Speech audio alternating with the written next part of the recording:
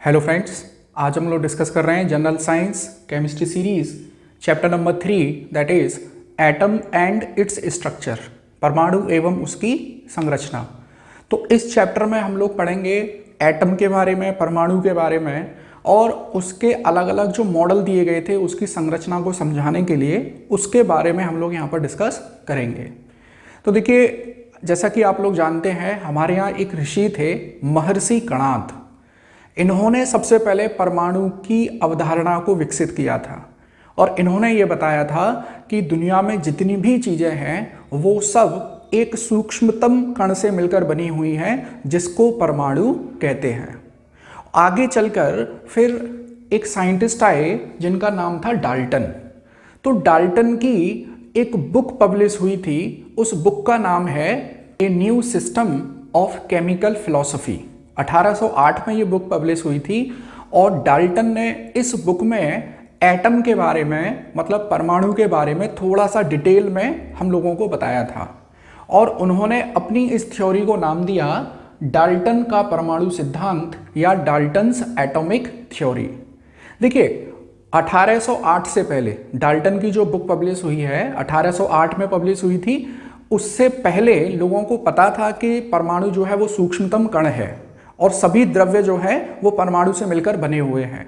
लेकिन इसके बारे में जो डिटेल स्टडी थी वो डाल्टन ने की थी और अपनी डिटेल स्टडी के कुछ पॉइंट्स उन्होंने पब्लिश किए थे अपनी बुक में और उस थ्योरी को उन्होंने नाम दे दिया था डाल्टन्स एटॉमिक थ्योरी या डाल्टन का परमाणु सिद्धांत।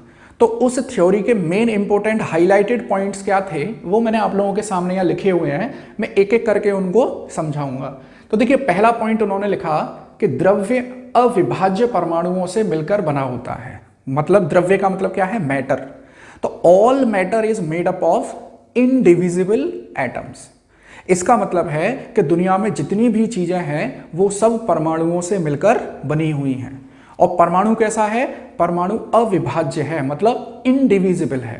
भाई सीधी सी बात है, अगर कोई कण जो है वो सूक्ष्मतम है, वो सबसे छोटा है, तो हम लोग उसको और आगे विभाजित नहीं कर सकते हैं। तो डाल्टन ने यही बात अपनी थ्योरी के फर्स्ट पॉइंट में बोली कि सभी द्रव्य अविभाज्य परमाणुओं से मिलकर बने होते हैं।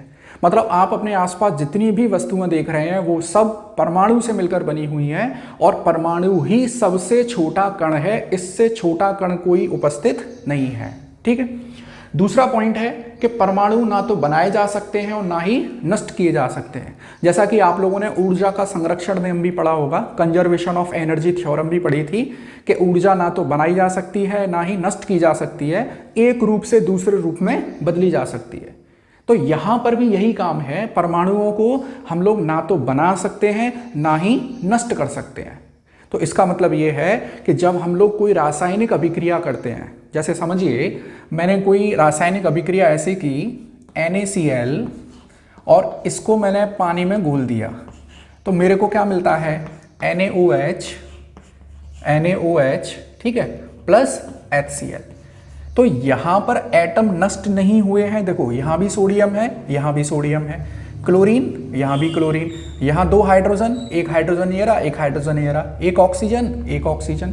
तो परमाणु ना तो नष्ट हो रहे हैं और ना ही हम लोग उसको बना रहे हैं। तो इस रासायनिक अभिक्रिया में हुआ क्या है? इस रासायनिक अभिक्रिया में केवल परमाणुओं का रीअरेंजमेंट हुआ है, उनका पुनर्गठन हुआ है। ऐसे समझो, यहां सोडियम के साथ क्या मिला हुआ है? Cl, और यहां सोडियम के साथ क्या है? OH। तो केवल सोडियम ने अपनी जगह को बदला है, सोडियम ने क्लोरीन की जगह छोड़कर, मतलब क्लोरीन का साथ छोड़कर किसको अपना लिया? OH को। ऐसे ही क्लोरीन ने सोडियम को छोड़कर किसको अपना लिया? हाइड्रोजन को। तो किसी भी रासायनिक अभिक्रिया में परमाणु ना तो नष्ट होते हैं ना ही परमाणु बनते हैं, वो केवल अपना पुनर्गठन अपने पड़ोसी को बदल देते हैं और एक नया कंपाउंड, एक नया यौगिक बना देते हैं। ठीक है, दूसरा पॉइंट समझ में आ गया। तीसरा पॉइंट है कि परमाणुओं के निश्चित अनुपात में जुड़ने से यौगिक बनते हैं। इसको समझिए, जैसे ये सोडियम का परमाणु है, ये क्लोरीन का परमाणु है, इनका एक निश्चित अनुपात है कि 1:1 में जब ये दोनों मिलेंगे तो सोडियम क्लोराइड मतलब नमक आपको मिल जाएगा। ऐसे ही ये जल यौगिक है, हाइड्रोजन के 2 परमाणु, ऑक्सीजन का 1 परमाणु इस अनुपात में मिलेंगे तो ये हमेशा एक वाटर, एक जल का यौगिक बनाएंगे।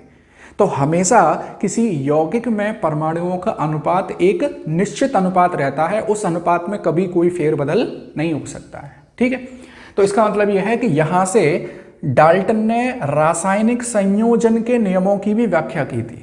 अब जो लोग विशेष रूप से जो साइंस बैकग्राउंड के वो जानते होंगे कि लॉ ऑफ केमिकल कॉम्बिनेशन, रासायनिक संयोजन के कुछ नियम होते हैं, है? जैसे law of conservation of mass, law of constant proportion, law of multiple proportion, ये बहुत सारे लॉ हैं जो आप लोगों के यहाँ पर नहीं हैं। अभी केवल तीसरे पॉइंट को कैसे समझ सकते हैं कि परमाणु एक निश्चित अनुपात में एक दूसरे से जुड़ते हैं और एक निश्चित यौगिक को बनाते हैं। अब फिर आ जाइए, अगला पॉइंट है, ये बहुत इंपॉर्टेंट है कि एक तत्व के सभी परमाणु समान होते हैं। अब तत्व क्या है, हम लोगों ने फर्स्ट वीडियो में ये डिस्कस किया था कि किसी पदार्थ की जो शुद्धतम अवस्था है वो तत्व है। जैसे मान लीजिए मेरे पास लोहे की एक रॉड है और इसमें कोई अशुद्धि नहीं मिली हुई है, तो मैं बोल दूंगा कि लोहे की रॉड क्या है, एक तत्व है। और तत्व के अंदर क्या होंगे, परमाणु होंगे। तो डाल्टन साइंटिस्ट ये कह रहे हैं कि एक ही तत्व के सभी परमाणु, मतलब आयरन की रॉड में जो आयरन के परमाणु हैं वो सभी आपस में एक समान है। तो ये तो आयरन रॉड का एग्जाम्पल रहा। मान लीजिए मेरे पास दूसरा जो है वो गोल्ड की एक रॉड है, सोने की एक रॉड है, तो उसमें सभी परमाणु किसके होंगे, सोने के होंगे। तो आयरन के परमाणु और गोल्ड के परमाणु आपस में कैसे होंगे, भिन्न होंगे। तो यही बात डाल्टन ने बोली है कि एक तत्व के सभी परमाणु एक समान, ठीक है, लेकिन अलग अलग तत्वों के जो परमाणु होंगे वो एक दूसरे से भिन्न भिन्न होंगे। लेकिन डाल्टन इस पॉइंट को प्रूफ नहीं कर पाए। डाल्टन की जो थ्योरी थी उसके बहुत सारे पॉइंट तो ठीक थे, करेक्ट थे, लेकिन बहुत सारे पॉइंट गलत भी हो गए। जैसे यही वाला जो पॉइंट था वो क्या हो गया, वो गलत हो गया।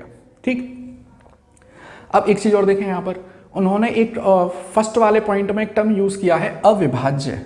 अविभाज्य को बोलते हैं इनडिविजिबल, जिसको तोड़ा नहीं जा सकता है। लेकिन आप लोग जानते हैं जब एटम की स्ट्रक्चर, जब परमाणु की संरचना का अध्ययन किया गया तो हमको पता चला कि परमाणु के अंदर इलेक्ट्रॉन, प्रोटॉन और न्यूट्रॉन भी उपस्थित होते हैं। तो सीधी सी बात है, परमाणु सबसे छोटा पार्टिकल नहीं हुआ। तो डाल्टन की थ्योरी में दो पॉइंट गलत हो गए, एक तो पहला वाला पॉइंट और एक ये लास्ट वाला पॉइंट। ठीक है, अब ये पॉइंट गलत प्रूफ हो गए तो इसका मतलब ये है कि डाल्टन ने जो डेफिनेशन दी थी परमाणु की, वो परमाणु की डेफिनेशन गलत हो गई। ठीक, परमाणु की क्या डेफिनेशन दी थी डाल्टन ने? डाल्टन ने परमाणु की डेफिनेशन ये दी थी कि परमाणु किसी पदार्थ का सूक्ष्मतम कण है, मतलब जिसको तोड़ा नहीं जा सकता है। वो स्मॉलेस्ट पार्टिकल है जिसको और आगे तोड़ा नहीं जा सकता है।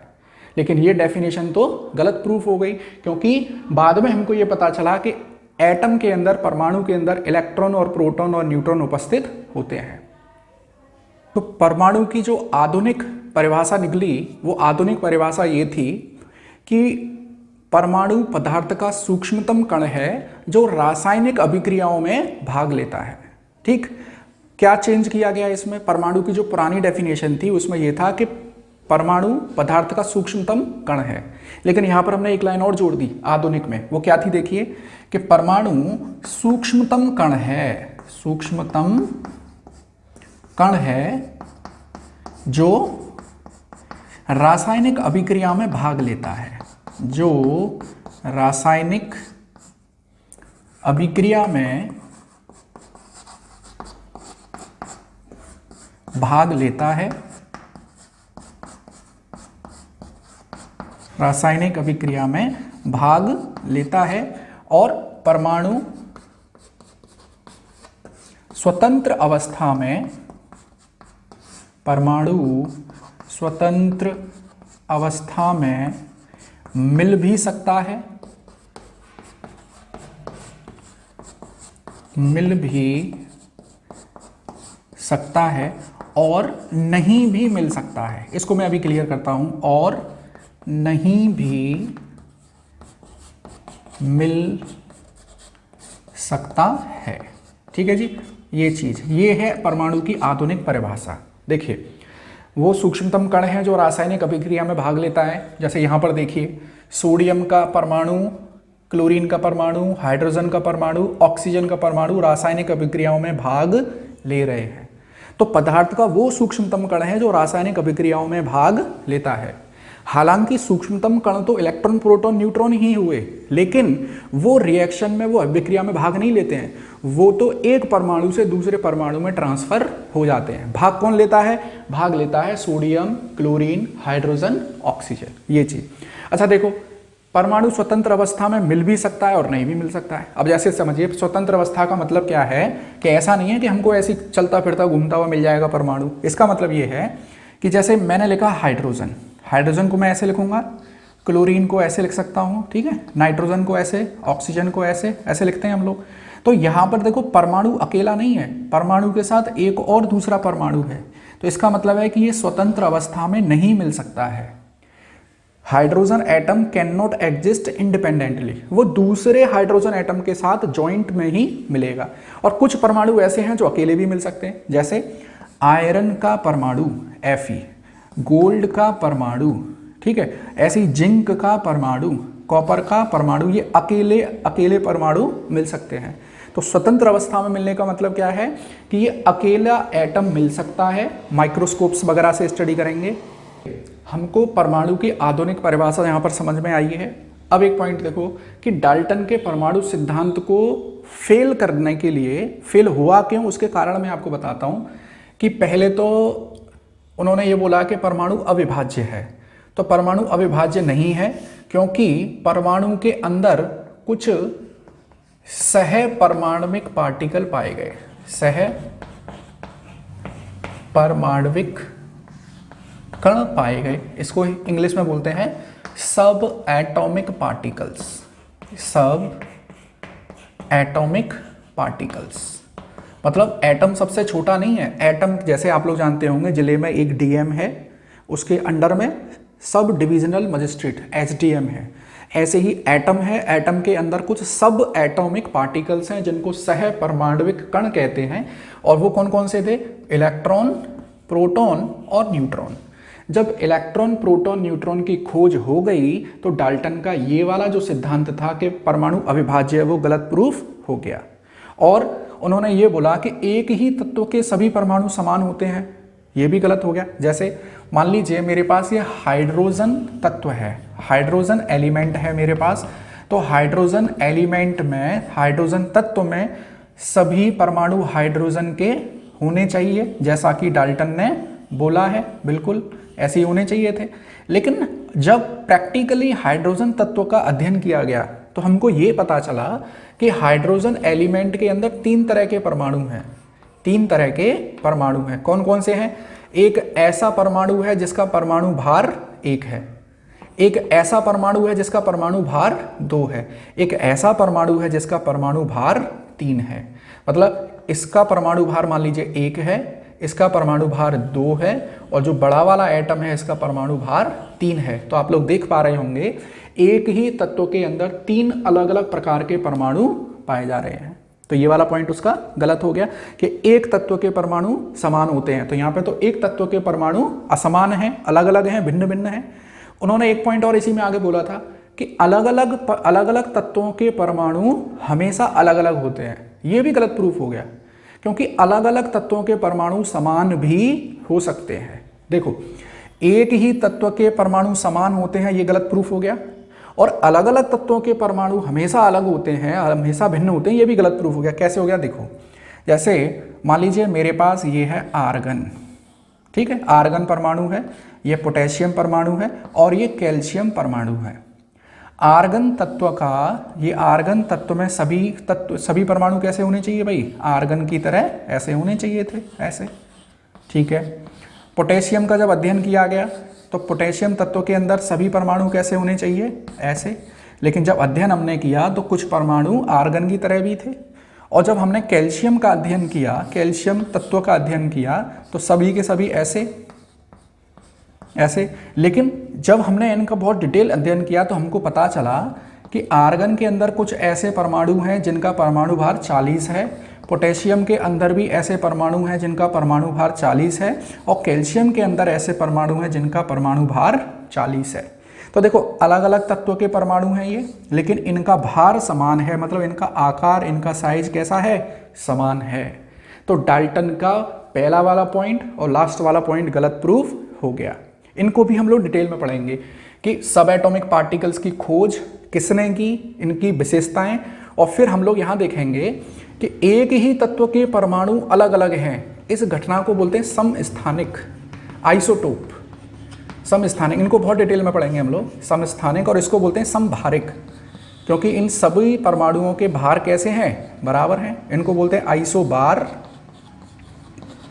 और इनको बोलते हैं आइसोटोप्स। इनको हम लोग डिस्कस करेंगे अभी थोड़ी देर में।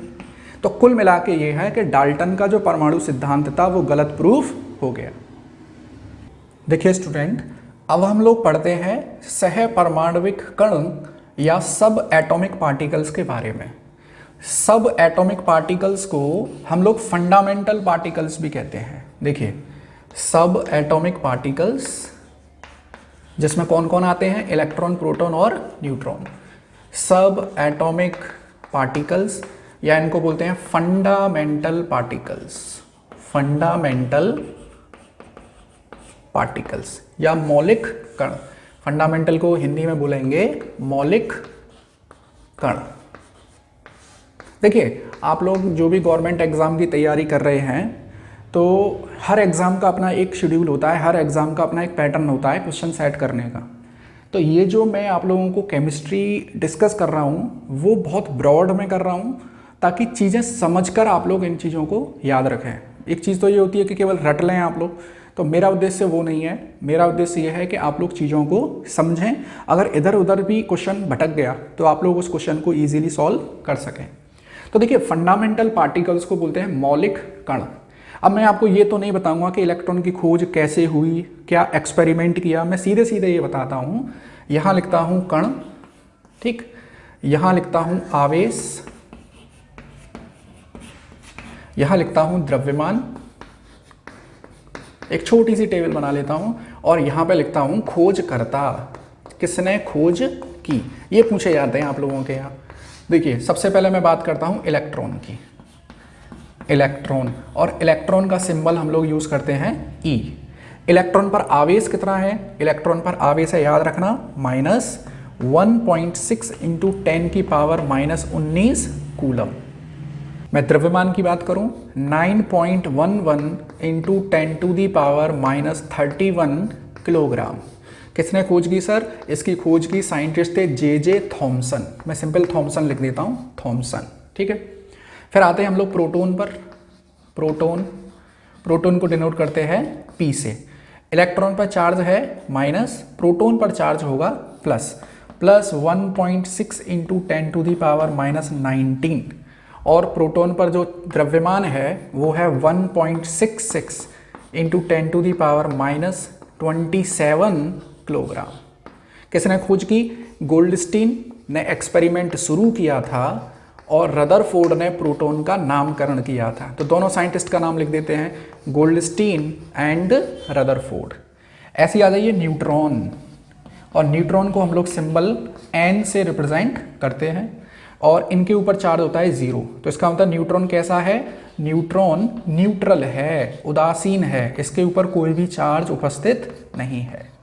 और द्रव्यमान कितना है, थोड़ा सा प्रोटॉन से थोड़ा सा ज़्यादा, 1.67 इंटू 10 की पावर -27 किलोग्राम। किसने खोज की, चैडविक, एक वैज्ञानिक थे चैडविक, उन्होंने न्यूट्रॉन की खोज की। अब समझ लीजिए थोड़ा सा, इलेक्ट्रॉन की जो खोज हुई थी उस एक्सपेरिमेंट का नाम है कैथोड किरण एक्सपेरिमेंट या कैथोड रे एक्सपेरिमेंट। कैथोड किरणों के द्वारा इसकी खोज हुई थी, किसकी, इलेक्ट्रॉन की। प्रोटॉन की जो खोज हुई थी वो हुई थी एनोड रे कण, एनोड किरण एक्सपेरिमेंट। एनोड किरणों के माध्यम से इसकी खोज हुई थी, ठीक है। और न्यूट्रॉन को तो एक तरह से सपोज किया गया था कि इलेक्ट्रॉन प्रेजेंट है, प्रोटॉन प्रेजेंट है, तो कोई उदासीन पार्टिकल जरूर प्रेजेंट होगा। चलिए तो देखिए इलेक्ट्रॉन और प्रोटॉन पर जो चार्ज उपस्थित है वो सबसे छोटा चार्ज है, इससे छोटा चार्ज कोई होता ही नहीं है। तो इसीलिए इलेक्ट्रॉन के चार्ज को हम लोग इकाई ऋणात्मक मान लेते हैं और प्रोटॉन के चार्ज को हम लोग इकाई धनात्मक मान लेते हैं। इसका मतलब ये हुआ इलेक्ट्रॉन पर हम लोग हमेशा -1 चार्ज कंसीडर कर लेते हैं और प्रोटॉन पर हमेशा +1 चार्ज कंसीडर कर लेते हैं और न्यूट्रॉन पर हमेशा 0 चार्ज मानते हैं, न्यूट्रल उदासीन इसको मानते हैं। तो ये था सब एटॉमिक पार्टिकल्स, उनकी खोज, उनका आवेश, उनका द्रव्यमान के बारे में। देखिए ये तो है फंडामेंटल पार्टिकल्स और ये स्टेबल हैं, स्थायी हैं, मैं ये भी लिख देता हूँ स्टेबल। कुछ ऐसे पार्टिकल भी हैं जो थोड़ी देर के लिए बनते हैं, जो अस्थायी होते हैं, अनस्टेबल होते हैं, उनका नेचर बस इनसे थोड़ा सा विपरीत होता है, उसको भी हम लोग यहीं पे डिस्कस कर लेते हैं। वैज्ञानिकों का ये मानना है कि ये जो मौलिक कण हैं, इन मौलिक कणों के जस्ट विपरीत कण भी एक उपस्थित होता है। जैसे समझिए ये तो मौलिक हैं, स्टेबल कण हैं, कुछ ऐसे कण भी होते हैं जो मौलिक तो हैं लेकिन उनका जो नेचर है वो इन मौलिक कणों के जस्ट विपरीत है। तो हम लोग बोल सकते हैं कि इलेक्ट्रॉन के जस्ट विपरीत गुण वाला पार्टिकल होगा पॉजिट्रॉन, या प्रोटॉन के जस्ट अपोजिट गुण वाला होगा एंटी प्रोटॉन, न्यूट्रॉन के जस्ट अपोजिट वाला होगा एंटी न्यूट्रॉन। इस तरह के कुछ कण पाए जाते हैं। पहला मैं लिख देता हूं, देखिए अस्थाई, इंपोर्टेंट है, पूछे जा सकते हैं। अस्थाई मौलिक कण, हर कण का एक विपरीत कण जरूर मिलता है, अस्थाई मौलिक कण। जैसे इलेक्ट्रॉन का विपरीत कण मिलेगा पॉजिट्रॉन, इलेक्ट्रॉन का जस्ट विपरीत पॉजिट्रॉन। अब देखिए इलेक्ट्रॉन का जस्ट विपरीत कैसा है, इलेक्ट्रॉन पर कैसा चार्ज होता है -1, तो इस पर कैसा चार्ज होगा +1। पॉजिट्रॉन इलेक्ट्रॉन का प्रतिकण है, मैं यहां लिख देता हूं प्रतिकण, इलेक्ट्रॉन का प्रतिकण, इलेक्ट्रॉन का प्रतिकण, एंटी पार्टिकल ऑफ इलेक्ट्रॉन। तो इसका द्रव्यमान तो इलेक्ट्रॉन जितना ही होगा लेकिन इस पर चार्ज कितना आ रहा होगा +1। ऐसी दूसरा देखें, प्रोटॉन का एंटी होगा एंटी प्रोटॉन, एंटी और प्रोटॉन। अब हम लोग जानते हैं प्रोटॉन पे कैसा चार्ज है +1, तो इस पर होगा -1 और द्रव्यमान उसका बिल्कुल प्रोटॉन के बराबर होगा। अब न्यूट्रॉन के अपोजिट में आते हैं न्यूट्रिनो, न्यूट्रिनो और एंटी न्यूट्रिनो, न्यूट्रिनो और एंटी न्यूट्रिनो। अब जैसे देखो न्यूट्रॉन पर चार्ज कितना है 0, तो इस पर भी चार्ज 0 है और न्यूट्रॉन पर द्रव्यमान होता है, न्यूट्रॉन का द्रव्यमान मैंने लिखा है यहाँ पर 1.67 × 10⁻⁻27, लेकिन इसका द्रव्यमान भी क्या होगा 0 होगा।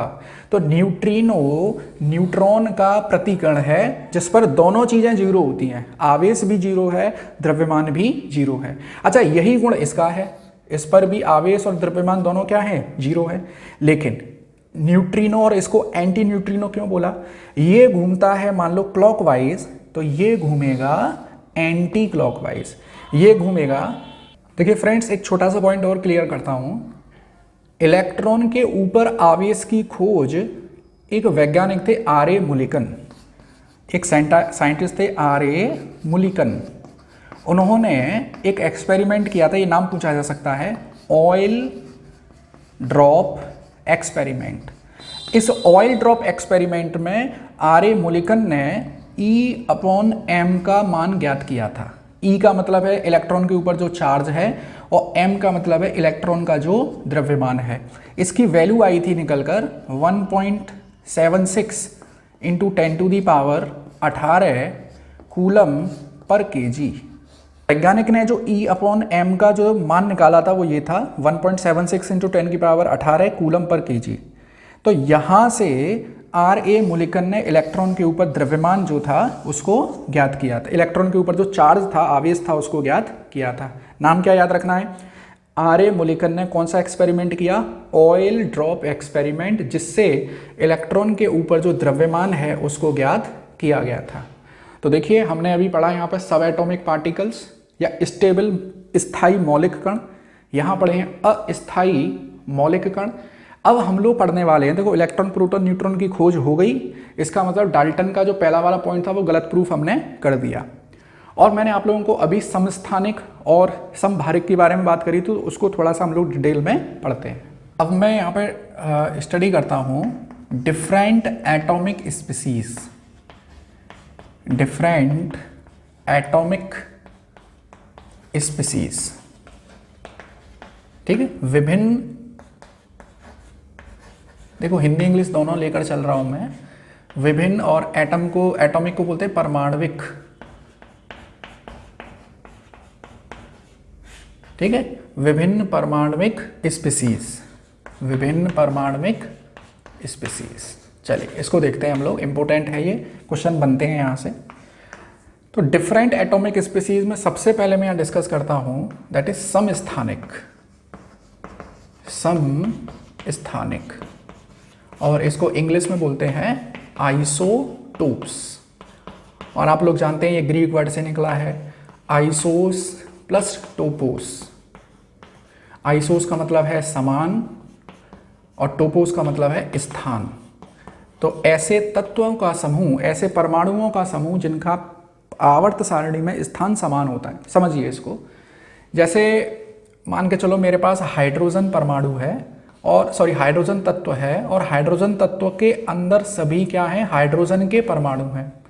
और जब इनकी स्टडी हम लोगों ने की तो हमको पता चला कि हाइड्रोजन में 3 तरह के परमाणु पाए जाते हैं, 3 तरह के परमाणु पाए जाते हैं। और वो परमाणु कैसे हैं भाई, देखिए ये है 1H1। अच्छा मैं आपको एक छोटा सा बात और बता देता हूँ।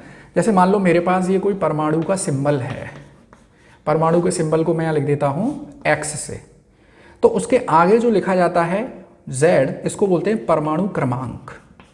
अब ये परमाणु क्रमांक क्या है, ये सब हम लोग स्टडी करेंगे जब परमाणु की संरचना का मैं थोड़ा सा आपको आइडिया दूंगा नेक्स्ट वीडियो में। ये परमाणु क्रमांक है, परमाणु क्रमांक, ठीक है। और ये परमाणु क्रमांक, और ऊपर लिखा रहता है परमाणु भार या परमाणु द्रव्यमान, परमाणु भार या परमाणु द्रव्यमान। तो देखिए यहाँ पर इन सब का परमाणु क्रमांक क्या है, समान, लेकिन परमाणु भार कैसा है, अलग अलग। और एक चीज़ देखिए, ये तीनों परमाणु हाइड्रोजन तत्व के अंदर ही उपस्थित हैं। तो हम लोग समस्थानिक की परिभाषा क्या दे सकते हैं कि परमाणुओं का समूह, परमाणुओं का समूह जिनका परमाणु क्रमांक समान, परमाणु क्रमांक समान तथा परमाणु भार अलग अलग होता है, परमाणु भार भिन्न भिन्न होता है। ऐसे कर सकते हैं, परमाणु भार भिन्न भिन्न होता है। तो एक तो एग्जाम्पल यही हो गया हाइड्रोजन का। अच्छा हाइड्रोजन के समस्थानिक जो होते हैं, आइसोटोप जो होते हैं, उनका नाम अलग अलग है। जैसे इसका नाम है 1H1 का नाम है प्रोटियम, इसका नाम है प्रोटियम। दूसरा 1H2 का नाम है ड्यूटीरियम, ड्यूटीरियम, ठीक। और ये है 1H3, इसका नाम है ट्राइटियम। और हाइड्रोजन के समस्थानिकों का नाम अलग अलग होता है, बाकी सभी तत्वों के समस्थानिकों का नाम एक ही रहता है। जैसे मान के चलो सबसे ज़्यादा समस्थानिक मिलते हैं पोलोनियम के, तो इसके पोलोनियम के जितने भी समस्थानिक हैं, पोलोनियम, उन सबको पोलोनियम नाम से ही जाना जाएगा, ठीक है। अब जैसे यूरेनियम के हैं कुछ, यूरेनियम का परमाणु क्रमांक है 92 और परमाणु भार 235। एक और है परमाणु क्रमांक तो 92 है, ये 237, इसको भी यूरेनियम बोलते हैं और इसको भी यूरेनियम बोलते हैं। लेकिन हाइड्रोजन के केस में इसके समस्थानिकों का नाम अलग अलग है। और एग्जाम के पॉइंट ऑफ व्यू से इंपॉर्टेंट चीज समझो, ड्यूटीरियम को बोलते हैं भारी हाइड्रोजन, भारी हाइड्रोजन, हैवी हाइड्रोजन किसको बोलते हैं, ड्यूटीरियम को। और ट्राइटियम को बोलते हैं radio active hydrogen, radio active. अब रेडियो एक्टिव क्या होते हैं, जो अल्फा बीटा गामा किरणों को उत्सर्जित करते हैं, तो ट्राइटियम को बोलते हैं रेडियो एक्टिव हाइड्रोजन, ठीक है जी। तो समस्थानिक क्या है, जिनका परमाणु क्रमांक समान है लेकिन परमाणु भार अलग अलग है। तो एक एग्जाम्पल मैंने हाइड्रोजन का दे दिया। ऐसे ही देखो क्लोरीन के भी होते हैं, क्लोरीन का परमाणु क्रमांक 17, 35, ऐसी परमाणु क्रमांक 17 और परमाणु भार 37। तो देखिए ये थे समस्थानिक। अब हम लोग आते हैं सेकंड, समभारिक। समभारिक इसको बोलते हैं आइसो प्लस बैरोज, और मिला के बोल देते हैं आइसोबार। ग्रीक वर्ड है, आइसो का मतलब समान और बैरोज का मतलब भार। तो परमाणुओं का समूह जिनका परमाणु क्रमांक अलग अलग होगा लेकिन परमाणु भार एक जैसा होगा। ऐसे समझिए, मेरे पास है आर्गन, मेरे पास है पोटेशियम और मेरे पास है कैल्शियम। परमाणु क्रमांक अलग अलग। आर्गन के कुछ परमाणु ऐसे हैं जिनका परमाणु भार 40 है, पोटेशियम का 40 और कैल्शियम का 40। तो आप लोग देख रहे हैं, परमाणु क्रमांक समान है तो समस्थानिक, परमाणु भार समान है तो समभारिक। और एक चीज, हम लोग यहाँ की डेफिनेशन देना चाहें, समभारिक की डेफिनेशन देना चाहें तो क्या बोल सकते हैं? परमाणुओं का समूह, परमाणुओं का समूह जिनका परमाणु भार समान, परमाणु भार समान किंतु परमाणु क्रमांक अलग अलग होता है, परमाणु क्रमांक भिन्न भिन्न होता है। ठीक है, ये हो गए समभारिक। एग्जाम्पल मैंने आप लोगों के सामने लिखे हैं, और भी एग्जाम्पल हो सकते हैं, पढ़ सकते हैं आप लोग। तीसरा मैं लिखता हूं सम न्यूट्रॉनिक, सम न्यूट्रॉनिक, सम न्यूट्रॉनिक मतलब आइसो न्यूट्रॉनिक। नाम से पता चल रहा है जिसमें न्यूट्रॉन की संख्या क्या होगी? सेम होगी। अब इसको समझो, मेरे पास है सोडियम, परमाणु क्रमांक है 11 और इसका परमाणु भार है 23। ऐसे ही मेरे पास है एक मैग्नीशियम, परमाणु क्रमांक है 12 और परमाणु भार है 24। देखो, ये होती है परमाणु के अंदर इलेक्ट्रॉन की संख्या या प्रोटॉन की संख्या। सेम चीज़ यहाँ परमाणु के अंदर इलेक्ट्रॉन की संख्या और ये प्रोटॉन की संख्या। इलेक्ट्रॉन और प्रोटॉन की संख्या बराबर होती है परमाणु के अंदर। ठीक है जी। और ऊपर जो परमाणु भार होता है ये होता है न्यूट्रॉन प्लस प्रोटॉन की संख्या के बराबर, न्यूट्रॉन और प्रोटॉन की संख्या के बराबर। हम लोग इस कॉन्सेप्ट को अगले पार्ट में भी डिस्कस करेंगे, क्योंकि उसमें मैं आप लोगों को परमाणु की संरचना के बारे में बताऊंगा और वहाँ पर इलेक्ट्रॉन, प्रोटॉन, न्यूट्रॉन कैसे अरेंज होते हैं। तब हम लोग यहाँ पर दोबारा से इनकी बात करेंगे कि न्यूट्रॉन, प्रोटॉन कहाँ है, इलेक्ट्रॉन कहाँ है। अभी के लिए समझ लो कि भाई देखो, इसमें प्रोटॉन की संख्या है 11 और न्यूट्रॉन और प्रोटॉन का सम, देखो थोड़ा सा आइडिया दे दूं, एटम का ये है न्यूक्लियस, न्यूक्लियस के अंदर पाए जाते हैं न्यूट्रॉन और प्रोटॉन और बाहर घूमते हैं इलेक्ट्रॉन। जितने प्रोटॉन होते हैं उतने ही इलेक्ट्रॉन बाहर होते हैं। ठीक है, और न्यूट्रॉन और प्रोटॉन की संख्या जो होती है वो हमेशा परमाणु भार के बराबर होती है, जिसको ए से रिप्रेजेंट करते हैं। इलेक्ट्रॉन और प्रोटॉन की संख्या को जेड से रिप्रेजेंट करते हैं। यहाँ देखिए, अब तो प्रोटॉन की संख्या कितनी है साहब? 11 और न्यूट्रॉन और प्रोटॉन का सम आपको दे रखा है 23। तो न्यूट्रॉन प्लस 11 बराबर 23, तो न्यूट्रॉन की संख्या कितनी आ गई? 12। ऐसे यहाँ देखो, न्यूट्रॉन और प्रोटॉन का सम दे रखा है 24, प्रोटॉन की संख्या है 12, तो न्यूट्रॉन की संख्या कितनी आ गई? 12। तो ऐसे परमाणुओं का समूह जिसमें न्यूट्रॉन की संख्या बराबर होती है उसको सम न्यूट्रॉनिक कहते हैं। ठीक है, एक और पढ़ लीजिए, फोर्थ। देखिए, अब हमारे पास है आइसोडायाफर्स। आइसोडायाफर्स क्या है उनको समझ लो कि परमाणुओं का वो समूह जिसमें न्यूट्रॉन और प्रोटॉन की संख्या का अंतर दोनों के लिए बराबर होता है। दोबारा से समझिए, ऐसे परमाणुओं का समूह जिनमें न्यूट्रॉन और प्रोटॉन की संख्या का अंतर। अब देखो, यहाँ पे प्रोटॉन की संख्या कितनी है? प्रोटॉन की संख्या है 94। यहाँ भी प्रोटॉन की संख्या कितनी है? 92। ठीक है, अच्छा, न्यूट्रॉन और प्रोटॉन का सम दे रखा है 239। 239। अगर इसमें से मैं प्रोटॉन की संख्या का माइनस कर दूं तो मुझे न्यूट्रॉन की संख्या मिल जाएगी। तो घटा दीजिए, तो 239 में से 94 घटा दीजिए, कितना आ गया? 9 में से 4 गए 5 और 13 में से गए तो 145। ठीक है, तो ये न्यूट्रॉन की संख्या कितनी आ गई? 145।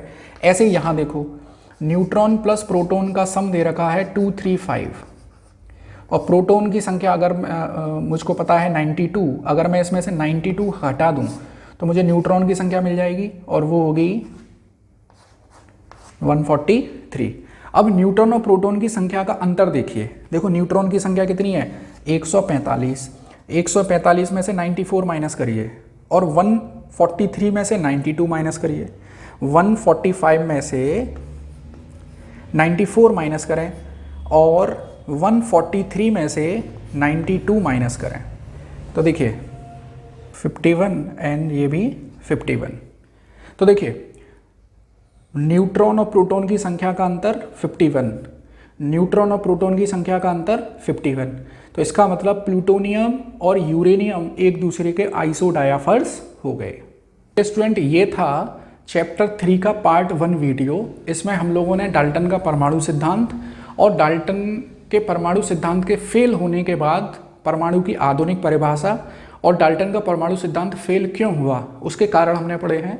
अगले वीडियो में हम लोग परमाणु की संरचना और हम लोग इनको दोबारा से एक बार फिर डिस्कस करेंगे, क्योंकि परमाणु की संरचना के बाद हम लोगों को ये चीज़ें थोड़ी सी और ज़्यादा समझ में आएगी। ठीक है, तो आई होप आप लोगों को वीडियो समझ में आ रहा होगा और आप लोग अच्छे से नोट्स बनाइए, पॉइंट वाइज नोट्स बनाइए, और वीडियो अच्छा लगे तो अपने फ्रेंड्स के साथ इसको शेयर कर सकते हैं, लाइक कर सकते हैं। Thank you.